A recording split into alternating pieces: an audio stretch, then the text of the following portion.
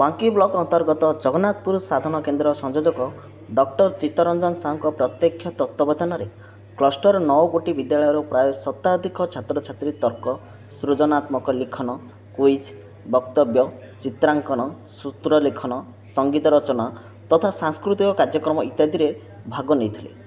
ସାଧବ ସମାଜ ବିଦ୍ୟା ନିକେତନର ପ୍ରଧାନ ଶିକ୍ଷକ ଶ୍ରୀ ରବିନାରାୟଣ ଦାସଙ୍କ ସଭାପତିତ୍ୱରେ ଉଦ୍ଘାଟନ ଉତ୍ସବରେ ମୁଖ୍ୟ ଅତିଥି ରୂପେ କଟକ ଜିଲ୍ଲା ମାଧ୍ୟମିକ ଶିକ୍ଷା ସଂଘ ଓସ୍ତାର ସଭାପତି ଶ୍ରୀ ଭାବଗ୍ରାହୀ ମହାପାତ୍ର, ସମ୍ମାନିତ ଅତିଥି ରୂପେ ଜଗନ୍ନାଥପୁର ଉଚ୍ଚ ପ୍ରାଥମିକ ବିଦ୍ୟାଳୟ ପ୍ରଧାନ ଶିକ୍ଷକ ଶ୍ରୀ କାଳନ୍ଦୀ ଚରଣ ମହାନ୍ତି, ଜଗନ୍ନାଥପୁର ବାଳିକା ଉଚ୍ଚ ବିଦ୍ୟାଳୟର ପ୍ରଧାନ ଶିକ୍ଷକ ଶ୍ରୀ ଉମାକାନ୍ତ ବେହେରା, ଗୌଡ଼ୁଛେଲି ଉଚ୍ଚ ବିଦ୍ୟାଳୟ ପ୍ରଧାନ ଶିକ୍ଷକ ଶ୍ରୀ ପ୍ରଶାନ୍ତ କୁମାର ମଲ୍ଲିକ, ଖଳିପଲ୍ଲୀ ଏମ୍ଇ ବିଦ୍ୟାଳୟର ପ୍ରଧାନ ଶିକ୍ଷକ ଶ୍ରୀ ମନୋରଞ୍ଜନ ମିଶ୍ର ପ୍ରମୁଖ ଯୋଗ ଦେଇଥିଲେ।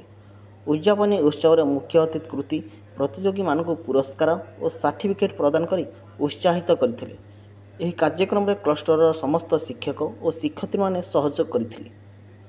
ବାଙ୍କୀରୁ ମାନସ ସାହୁଙ୍କ ରିପୋର୍ଟ, ଖବର ହବ୍ ଓଡ଼ିଶା।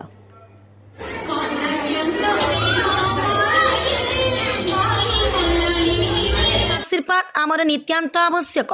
आमको सपोर्ट करिपा पई आम चैनल को लाइक, शेयर एवं सब्सक्राइब करने को भूलिबेनी।